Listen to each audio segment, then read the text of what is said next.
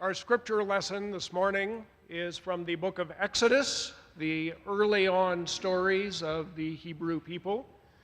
We pick up in the story, Moses has had a little bit of trouble in Egypt and run away, and he's out in the countryside, and that's where we pick up the story.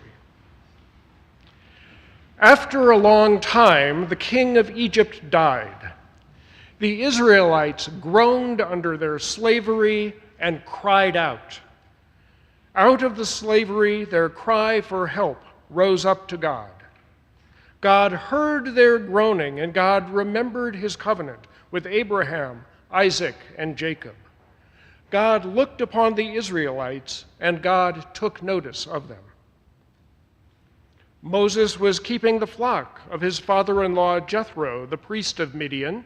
He led his flock beyond the wilderness and came to Horeb, the mountain of God. There the angel of the Lord appeared to him in a flame of fire out of a bush. He looked, the bush was blazing, yet it was not consumed. Then Moses said, I must turn aside and look at this great sight and see why the bush is not burned up. When the Lord saw that he had turned aside to see, God called to him out of the bush, Moses, Moses. And he said, Here I am. Then he said, Come no closer. Remove the sandals from your feet, for the place on which you were standing is holy ground. He said further, I am the God of your father, the God of Abraham, the God of Isaac, and the God of Jacob. And Moses hid his face, for he was afraid to look at God. Then the Lord said, I have observed the misery of my people who are in Egypt. I have heard their cry on account of their taskmasters. Indeed, I know their sufferings, and I have come down to deliver them from the Egyptians, and to bring them out of that land to a good and broad land, a land flowing with milk and honey, to the country of the Canaanites, the Hittites, the Amorites, the Perizzites, the Hivites, and the Jebusites. The cry of the Israelites has now come to me. I have also seen how the Egyptians oppress them. So come, I will send you to Pharaoh to bring my people, the Israelites, out of Egypt. May we find understanding in this interesting passage. It is a delight to be here with you this Sunday before Earth Day. I am especially delighted to be here in this congregation because I know this is a church that addresses environmental issues and concerns on more than one Sunday a year. What we say and do today for Earth Sunday, Whole Earth Sunday, fits into a context of theology and practice that is well-rooted and deeply developed. And so I give thanks for your decades of witness and leadership in this community and in the United Church of Christ. Thank you for being the church that you are. It is rather astonishing to me to realize that 2015 is the 45th anniversary of Earth Day. The first Earth Day was on April 22nd, 1970. I was in high school, and I helped to organize some of the events at my school. Looking around this room, I hazard a guess that I am not the only one here who remembers something of those days in 1970, that remarkable day when environmental concern in the United States broke into a whole new level of engagement and visibility. It was an exciting time.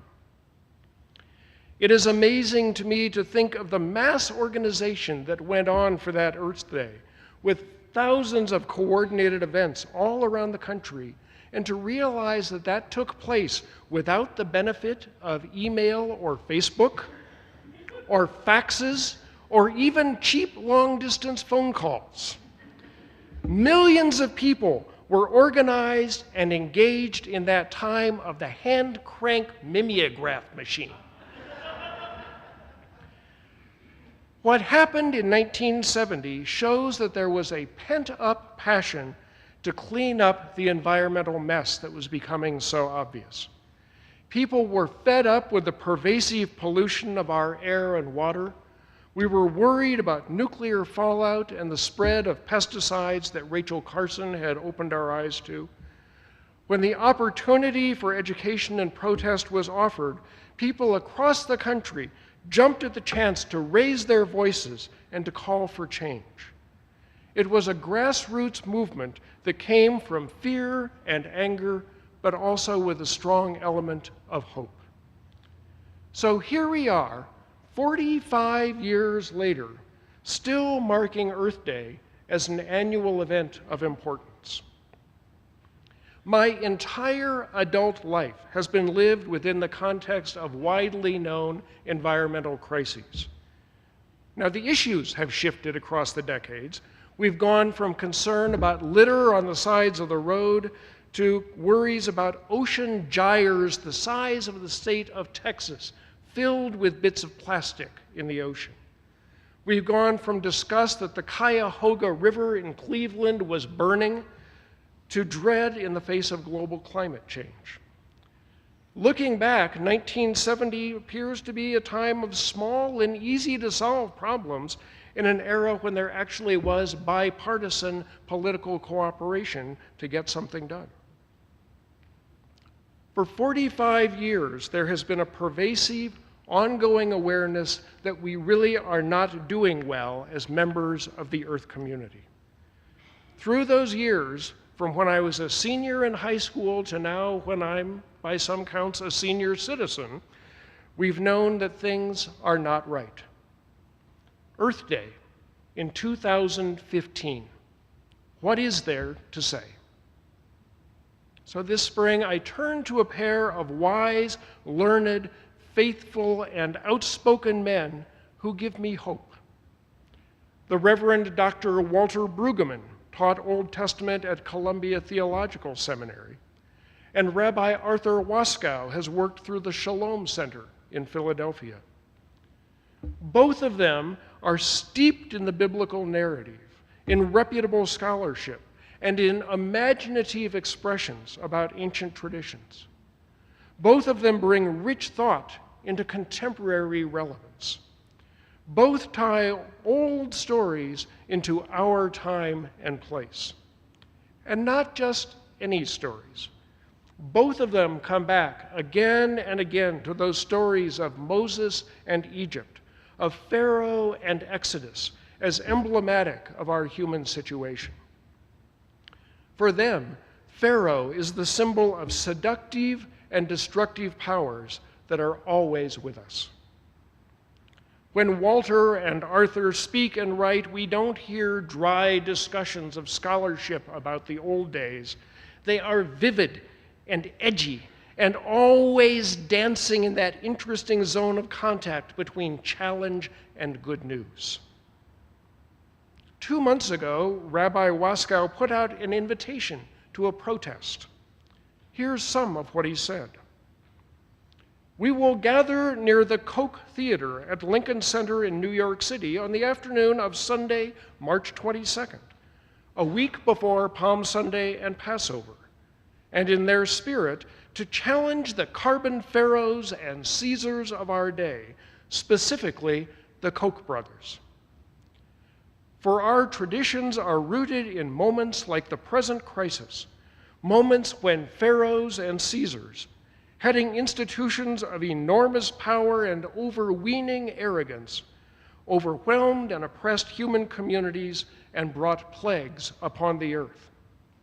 And our traditions tell us how in these moments of deadly domination, bands of people committed to the Holy One who is beyond all rulers and who interweaves all life, acted to win transformation, freedom for human communities, and healing for Mother Earth.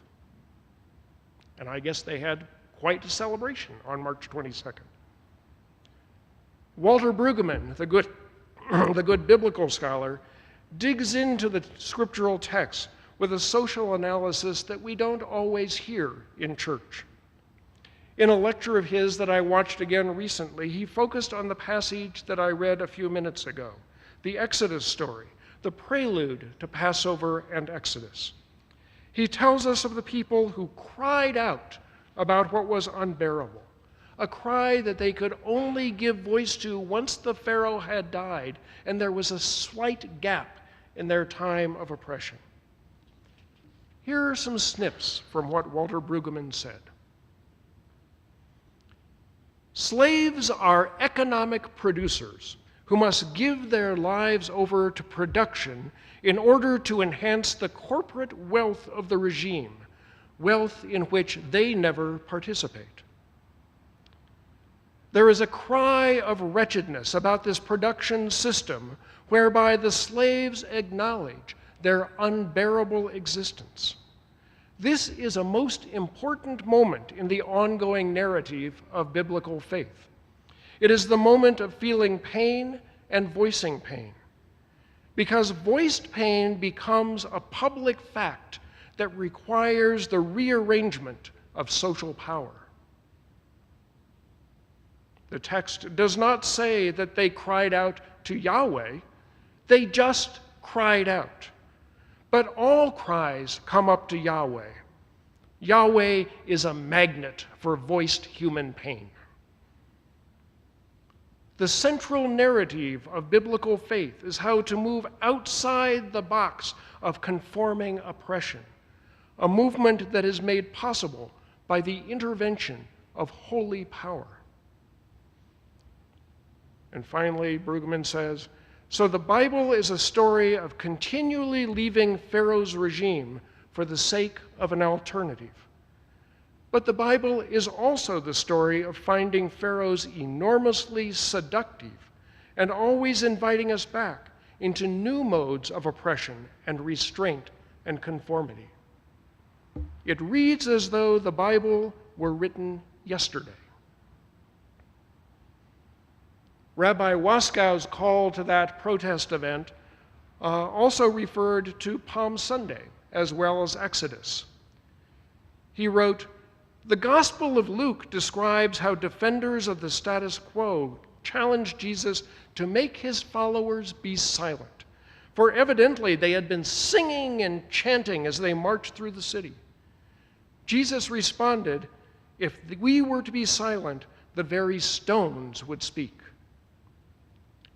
And then the rabbi says, 'Today, the very stones are speaking.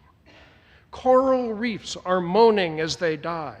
Ice fields are groaning as they melt. Mountains are wailing as they are destroyed to mine more coal. Shale rock is shrieking as it is pummeled to harvest unnatural gas.'" On this 45th anniversary of Earth Day, as ecological trauma continues to build around us, there is good news. There is holy and faithful good news about crying out. Crying out is essential to any liberation. Crying out is the primal, gut-level announcement that things are not right. Crying out names the pain and the oppression that have been hidden and silenced. Crying out is a recognition that some other way is possible.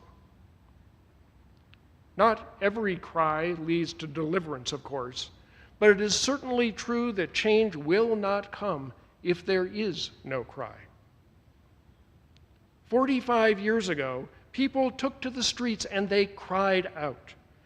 Their voiced pain became a public fact that led to the rearrangement of social power, quite specifically in the Clean Air Act and the Clean Water Act of the early 1970s. And in our time, people are crying out on many fronts, and they are breaking open change and healing. This morning, let me name 5 examples of people crying out for creation, where that voicing of pain and moral outrage is making a dramatic difference. Now, I could tell a wide variety of stories from different settings, but I will speak of a cluster that deals with fossil fuels. And as we heard in the class this morning, talking about divestment from fossil fuels, we are dealing with an industry who, some say, has a business plan that requires the devastation of the planet. The fossil fuel industry has resources 5 times greater than is possible if we are to maintain any sort of climate stability. So the divestment movement looks at the industry of fossil fuels as illegitimate. 5 stories, and I will be quick with them. In Appalachian coal country, the modern technological horror of mountaintop removal has gone too far. The families that have worked the mines for generations are crying out in the face of the devastation in their homeland. To get at narrow seams of coals that are too thin to mine, the big companies are blasting the tops off of mountains. Hundreds of feet of stone are blown into rubble and then pushed into the valleys. Homes are destroyed. Water supplies are ruined. Magnificent forests, a hotbed of biological diversity, are wiped away. The people cry out. Groups like Christians for the Mountains in Lewisburg, West Virginia, are breaking the silence. They give voice to the reality that, as they say, coal industry profits outweigh quality of life. Their tours and their videos make visible the unconscionable destruction of ancient mountains. Their advocacy and their lawsuits have changed laws and brought the enforcement of laws.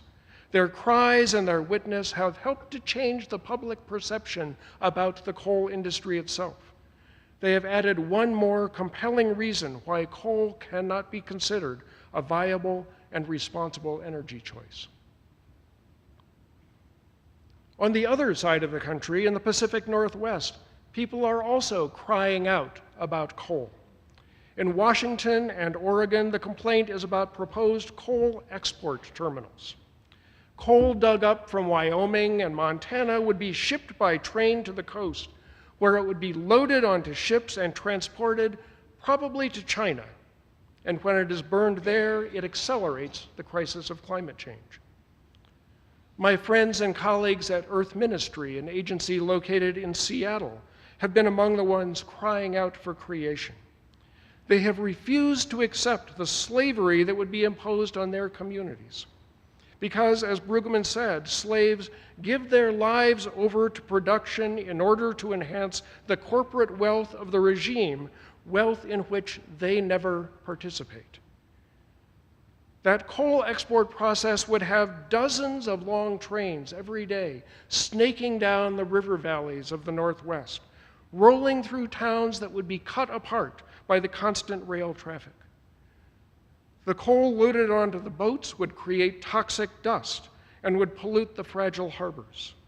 The great ships add their own pollution and disrupt wildlife in horrible ways. The fight against coal export terminals has cities and towns crying out, refusing to be exploited and abused by corporate wealth being moved through their homeland. Their cry is being effective, as several of those proposed terminals have now been canceled. All across the country and around the world, people are crying out about the costs and dangers of fracking. Here in Boulder, I don't need to go into a lot of detail on that, do I? Thousands of wells turn the land into a pincushion. Extreme drilling crowds into neighborhoods. Toxic gases from wells and pipes and settling ponds poison the air that we breathe. Valuable water is so heavily polluted that it can never be used again. The people are crying out, refusing to accept the devastation of their lives, their communities, the land, the water, and the air.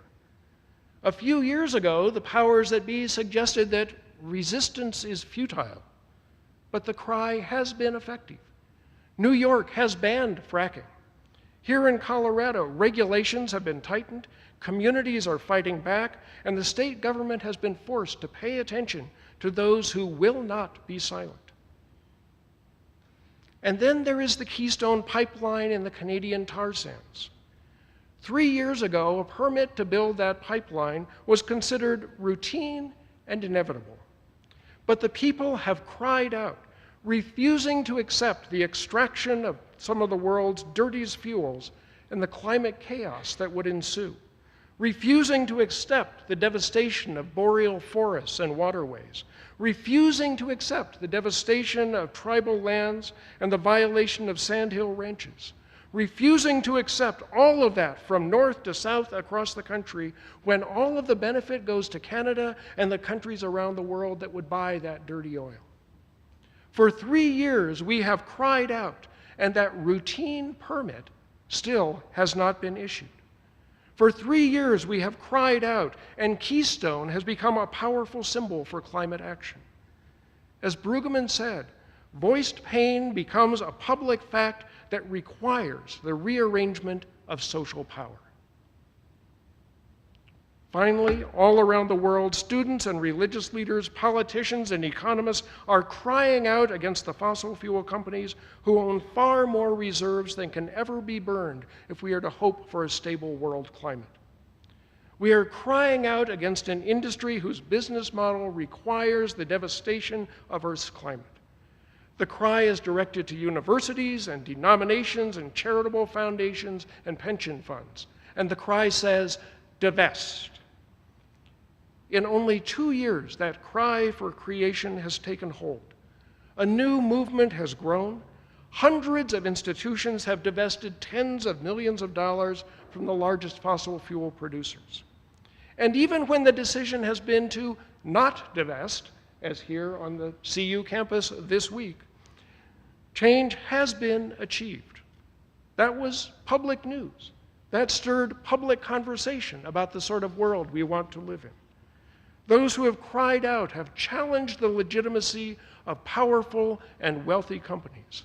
Those who have cried out have shifted the moral and economic debate about the future of our planet.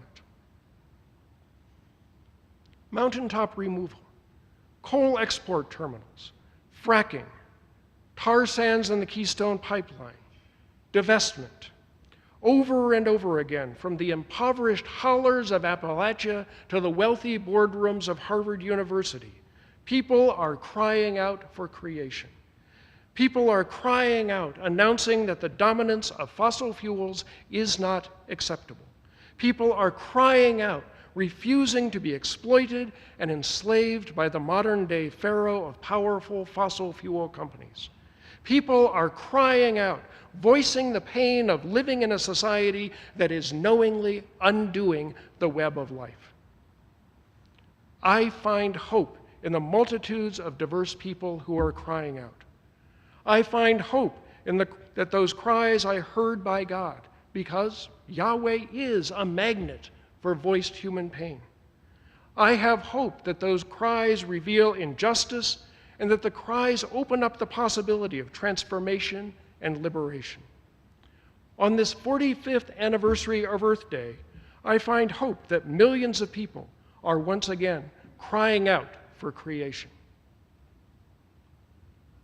Now, I do have to say, it is likely that some of you in this congregation this morning have not heard good news in my words. And I thank you for not walking out. My ministerial calling, as Marty suggested, is to be a prophet in this time of ecological crisis. When prophets speak and when people cry out, it is because there is conflict already present. Christian congregations have a very difficult balancing act. On one hand, we are communities of compassion and fellowship, fostering conversation and seeking reconciliation. On the other hand, we are communities called to speak truth about God's astonishing realm of shalom, a realm where peace and justice are shared by all of creation. As the guest preacher for Earth Day, I am unapologetic about stressing the prophetic side of that balance. I do believe that there is godly good news in the strengthening cry for a world freed from destruction and exploitation that comes with fossil fuels. But I also know that this strong congregation with capable pastors will continue to live well in balancing conscience and community. Marty and Jason will clean up the mess that I have created this morning. This week is the 45th anniversary of Earth Day. Our celebration honors that heritage of education and activism. And our celebration calls us to join in as part of that heritage.